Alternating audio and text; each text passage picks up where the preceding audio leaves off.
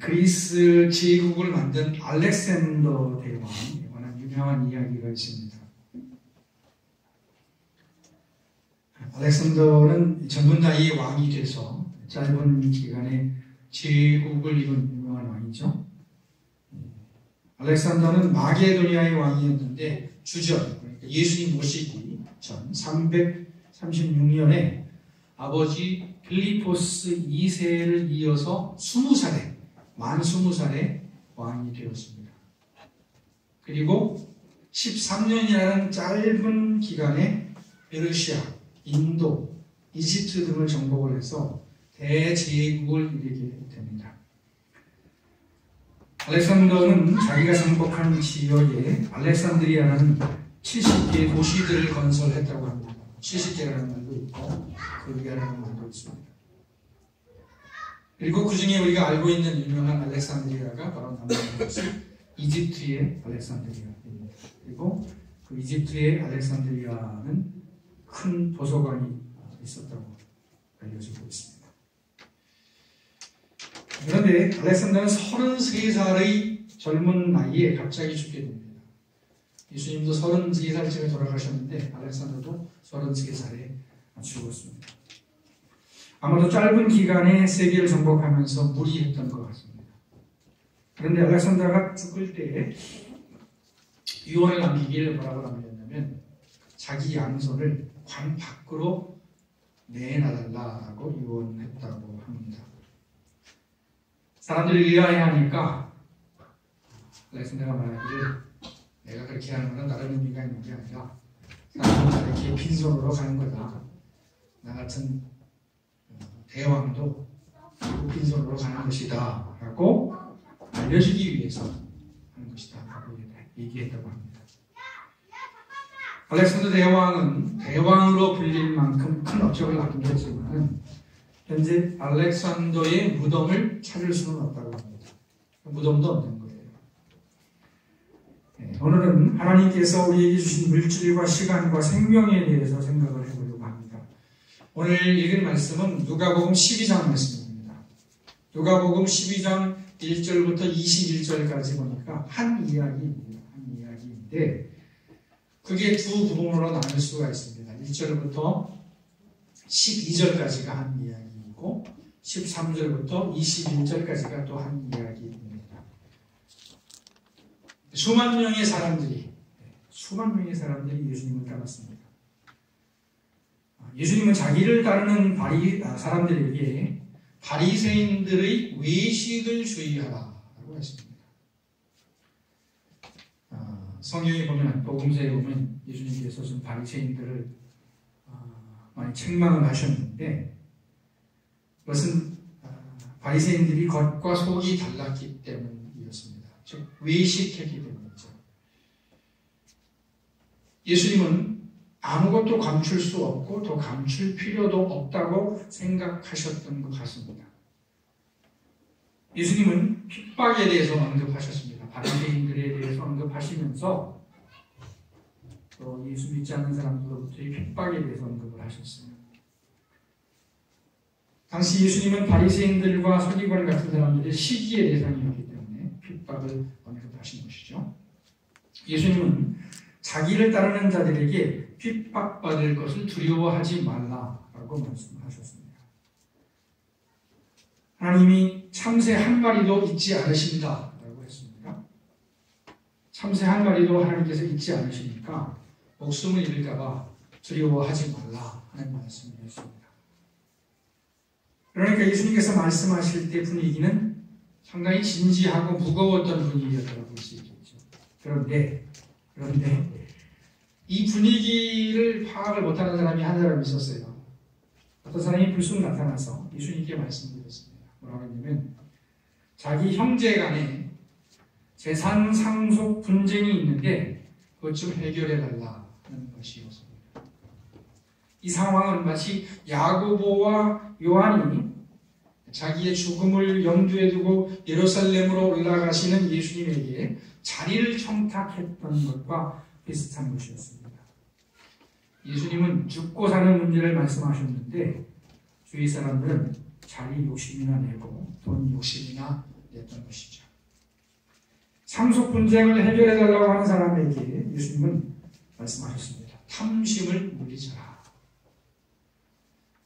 아마 이 사람은 예수님이 랍비니까 예수님께 이 분쟁 문제를 해결해달라고 말씀하셨던 것 같아요. 당시에 랍비들 이런 문제를 해결해 주었다고 합니다.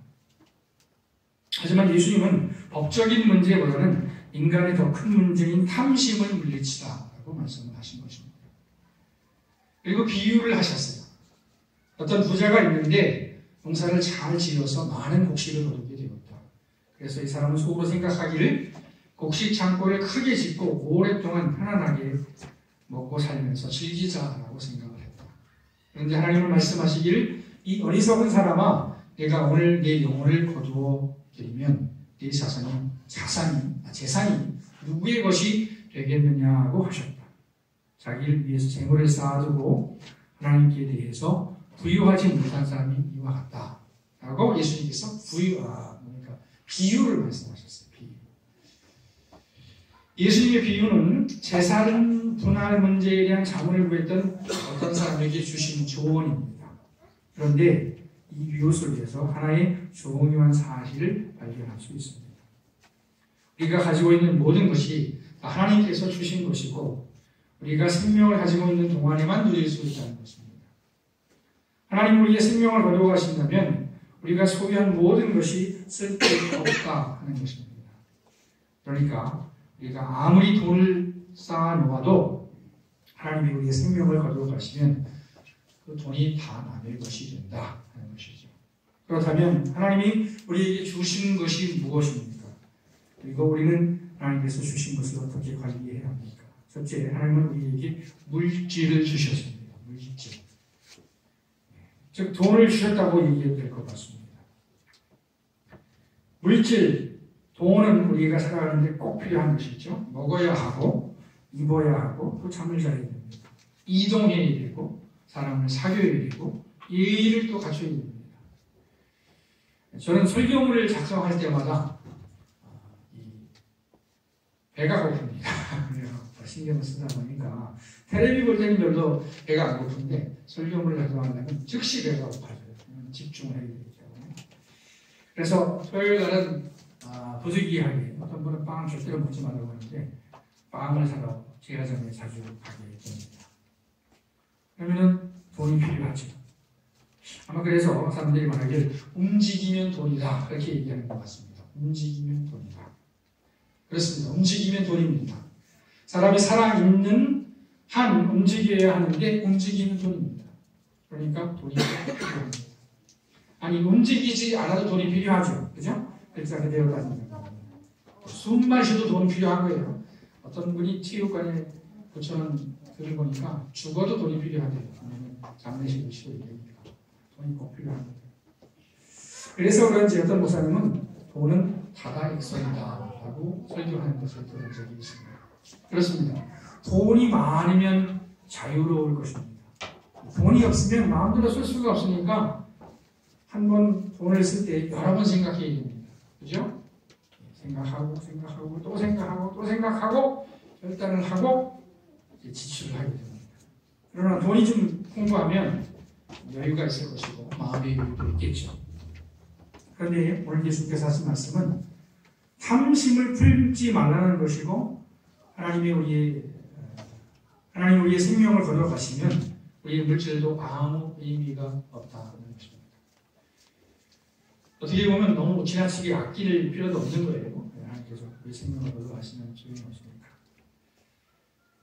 그런데 제가 이 말씀에서 강조하고 싶은 것은 우리의 물질은 하나님께서 허락하시는 정도까지만 우리가 쓸 수 있다 하는 것입니다. 그렇다면 우리는 하나님께서 우리에게 주신 물질을 어떻게 써야 합니까? 우선 쓰기 전에 알아야 됩니다. 우리가 가지고 있는 것은 하나님이 허락하시는 한계 안에서 우리의 것이다 하는 점을 알아야 합니다. 이 사실을 깊이 인식하는 것만으로도 우리에게 큰 이익이 될 것입니다. 쓸데없는 탐심을 버리라라고 말씀했습니다. 비유 속에 나오는 부자는 흉년이 들어서 곡식이 많이 생기니까 창고를 크게 짓고 보관해 놓을 생각만 했습니다. 그리고 잘 먹고 잘 살 생각만 했습니다. 하나님께 감사하지도 않았고 가난한 이웃을 생각하지도 않았습니다. 그래서 예수님께서 이 사람은 하나님께 부유하지 못한 사람이다 라고 말씀을 했습니다.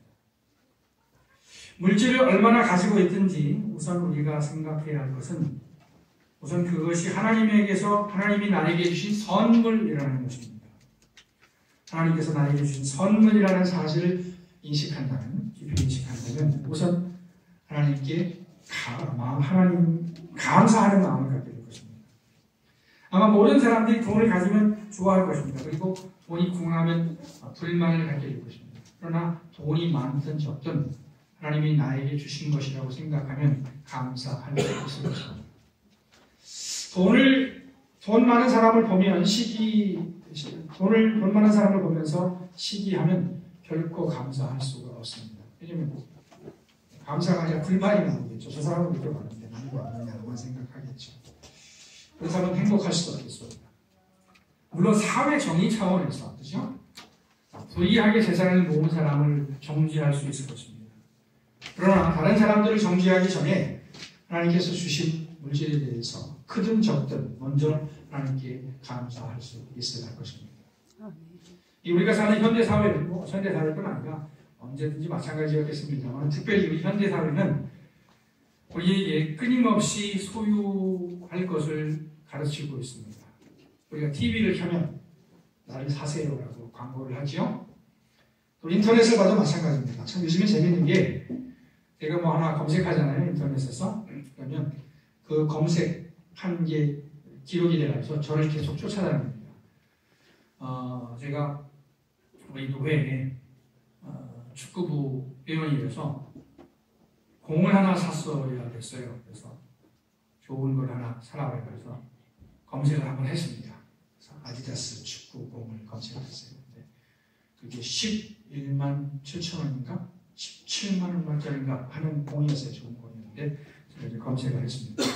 근데 얼마 동안 제가 이제 검색하고 샀는데도 불구하고 계속 아디다스가 광고가 뜨는 거예요. 맞춤형 광고입니다. 맞춤형 광고. 그냥 우연히 뜨는 게 아니라 제가 검색했기 때문에 뜨는 겁니다. 그런 식으로 TV에서도 그렇고 또 인터넷에서도 그렇고 계속 광고를 해서 나를 사주세요, 나를 소유하세요라고 얘기를 하죠.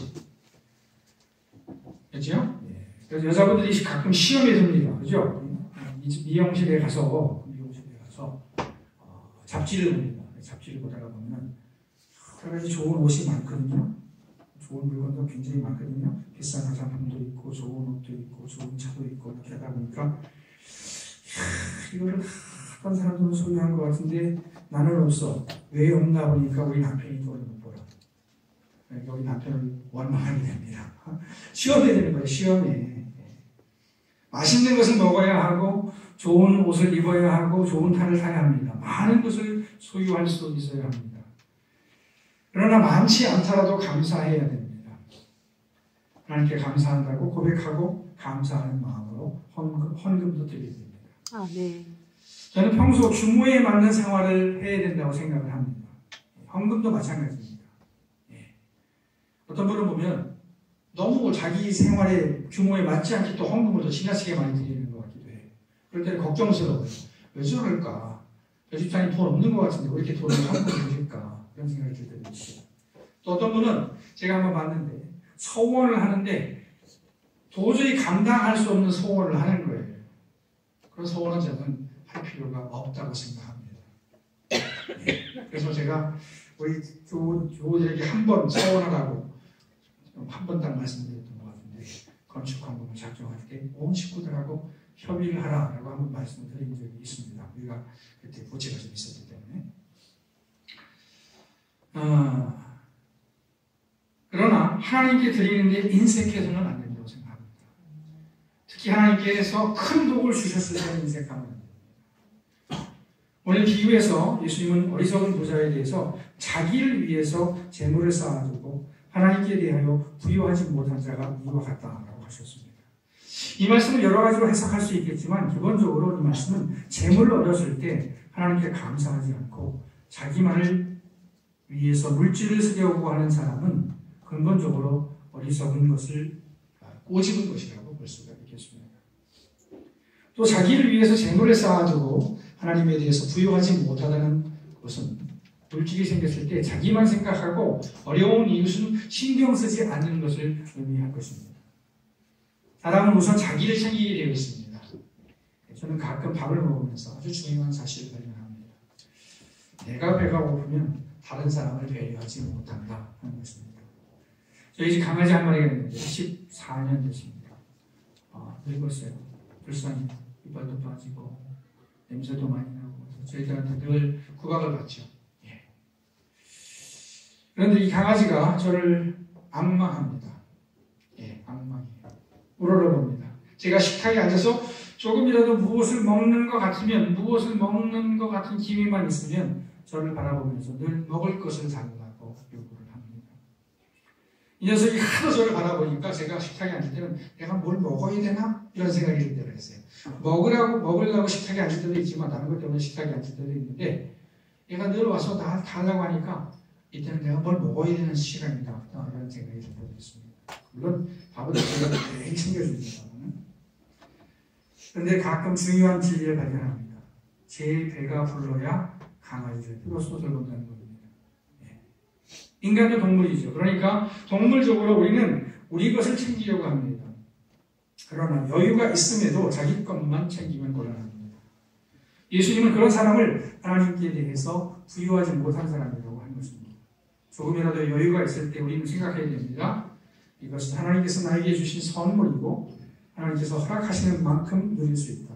그러니 감사하고 또 어려운 이웃을 생각하자. 오늘 설교 제목이 하나님께서 주신 물질, 시간 그리고 생명입니다. 그리고 설교 제목의 강조점은 하나님께서 주신 것이라는 점이 있습니다. 물질을 하나님께서 주셨다면 시간이나 생명도 마찬가지입니다. 며칠 전에 제 친구가 제 생일이라고 전화를 했어요. 요즘에는 뭐 페이스북이나 카톡을 통해서 누구 생일이라고 알려주잖아요. 그러니까 굳이 알고 싶지 않아도 알 수가 있습니다. 이 친구가 의정부에 사는데 사업을 하고 있어요. 이 친구가 저하고 같이 이제 어렸을 때 자랐고 또 교회 생활도 같이 했고 그래서 저에게 가끔 전화를 줍니다. 또 친구가 목사가 됐으니까 믿음이 있는 친구니까 가끔 전화를 줘요. 참 고마운 일이죠. 제가 목사라는 이유만으로 저에게 친구가 있지 않고 전화를 줍니다. 저는 전화를 안 하는데 이 친구는 전화를 줍니다. 이 친구가 전화해서 생일 축하한다고 말하면서 자기 교회 목사님 얘기를 하는 거예요. 얼마 전에 암으로 돌아가셨다는 겁니다. 그래서 제가 물어봤습니다. 목사님 연세가 많으신 분이냐? 그랬더니 젊은 분 아니래요. 젊은 분이냐? 제가 물었어요. 젊은 분이냐? 이렇게 물어봤어요. 젊은 분이냐? 그랬더니 젊은 사람은 아니고 나이가 있대요. 연세가 어떻게 되셨냐? 그랬더니 60대 한 중반 된 것 같아요. 63세인가 64세 정도 되신 것 같아요. 그리고 그 얘기를 왜 하냐면 자기도 저도 이제 60을 바라보니까 60 조금 넘은 사람이 죽으니까 충격을 받았던 것 같습니다. 그래서 가까이 있던 사람이 죽으니까 나도 언제 세상을 뜰지 모르겠구나 그런 생각을 하게 된 것이에요. 요즘 우리나라 사람들의 평균 수명이 굉장히 많아졌습니다. 여자는 몇 세일까요? 85.4세. 남자는 79.3세라고 합니다. 그래서 남녀 평균을 같이 내면 82.4세라고 합니다. 그러나 아무리 오래 살아도 모든 사람은 죽게 되어 있다는 사실만큼은 변치 않습니다. 그리고 누가 얼마나 이 땅에서 살지는 아무도 모릅니다. 그러나 너무 슬프게만 생각하실 건 아니에요. 왜냐하면 우리의 죽음은 우리의 삶이 하나님께서 주신 선물이라는 사실을 아이러니하게도 알려주기 때문입니다. 돈을 하나님이 주시는 선물이라는 관점에서 관리해야 하듯이 우리의 시간도 하나님이 주신 선물이라는 관점에서 관리를 해야 됩니다. 사실 시간이 더 상위 개념이죠. 시간이 없으면 돈도 없고 생명도 없습니다. 시간 관리도 돈 관리와 같은 관점에서 관리를 해야 됩니다. 우선 시간도 내 것이 아니라 하나님이 주신 것이다 하는 것을 알아야 됩니다. 하나님이 허락하셔서 우리가 이 땅에 사는 것입니다. 그리고 이 시간은 나만을 위해서 쓰는 시간이 아니라 하나님을 위해서 써야 하는 시간이고 또 이웃을 위해서 써야 하는 시간입니다. 하나님을 위해서 쓴다는 것을 단순화시키면 예배를 드린다는 것이 될 것입니다. 성경을 보면 사람은 예배하는 존재입니다. 일반적으로 사람을 정의할 때 능력의 강조점을 줍니다. 진화론자들은 사람을 구분할 때 정말 사람다운 사람이 된 진화의 시점에 있는 사람을 뭐라고 하냐면 호모 사피엔스라고 하죠. 호모 사피엔스. 호모 에렉투스로 하다가 호모 사피엔스로 합니다. 그건 뭐냐면 이제 지혜로운 사람이라는 뜻입니다. 생각하는 사람이라는 뜻이죠. 어떤 사람은 사람을 정의할 때 생각하는 갈대다라고 했습니다. 그런데 성경은 인간을 예배하는 존재라고 합니다. 어떻게 표현할지 모르겠는데 호모 뭐겠죠. 예배하는 존재. 성경적으로 보면 사람은 하나님께 예배하는 시간을 가져야 합니다. 그래야 사람다운 사람이 될 수 있는 거예요. 제가 요즘에 하나님께 저희 개인적 문제를 해결해 주시기를 바라는 마음으로 일종의 40일 기도를 하고 있습니다. 그리고서 40일이기 때문에 또 구원의 문제를 다루기 때문에 출애굽기를 읽고 있습니다. 출애굽기에 보면은 출애굽의 궁극적 목적은 하나님께 예배를 드리는 것을 알 수 있습니다. 하나님은 우리의 진실한 예배를 기뻐하십니다. 우리 그리스도인들은 예배 드리는 시간을 떼어놓아야 합니다. 그것은 하나님의 시간이기 때문에. 그리고 물질을 관리할 때와 마찬가지로 이웃을 위한 시간을 가져야 합니다. 이 사람들은 자기를 위한 시간을 가진다고 합니다. 자기를 위한 시간. 그러면 보통 얘기할 때 취미 활동, 여행 같은 거죠. 아니면 배우는 것 같은 거예요. 배우는 거. 언제 한번 보니까 탈북자들이 텔레비에서 물고기 잡는 걸 보니까 그거 재밌겠더라고요. 바다 낚시 같은 거. 저도 제주도에 있을 때 바다 낚시 한번 해봤는데 재미있었어요. 재미있었는데 바다 낚시 같은 거 가면 재밌겠다. 시원한 바다에서 그런 또 취미 활동, 여가 활동 이런 것을 자기를 위한 시간이라고 생각하죠. 그런데 취미도 그렇고 배움도 그렇고 이웃이 없으면 아무 의미가 없을 것입니다. 가족이 있어야 하고 교우가 있어야 하고 친구가 있어야 하고 이웃이 있어야 의미가 있습니다. 누가 너희를 남달리 구별하였느냐? 네게 있는 것 중에 받지 아니한 것이 무엇이냐? 네가 받았은즉 어찌 받지 아니한 것 같이 자랑하느냐? 고린도전서 4장 7절 말씀입니다. 네게 있는 것 중에 받지 아니한 것이 무엇이냐? 우리가 가진 모든 것은 우리의 것이 아니라 하나님께서 우리에게 임시로 주신 선물입니다. 언제나 우리의 생명이 다할 때까지 언젠가 우리의 생명이 다할 때 우리의 모든 것을 내려놓아야 합니다. 마치 젊은 알렉산더가 죽으면서 빈손으로 자기를 관에 넣어달라고 했듯이 내려놓아야 됩니다. 하나님은 우리가 하나님이 주신 선물에 대해서 감사하고 또 지혜롭게 잘 관리하기를 원하실 것입니다. 꼭 금욕주의자가 되거나 아니면 자기는 전혀 생각하지도 않는 그런 사람이 되라는 의미는 아닙니다. 하나님께서 주시는 것을 우리가 누려야 합니다. 그러나 또 지혜롭게 관리하고 하나님 보시기에 아름답게 관리를 해야 할 것입니다. 우리 하나님께서 주신 선물을 잘 관리해서 우리 충만한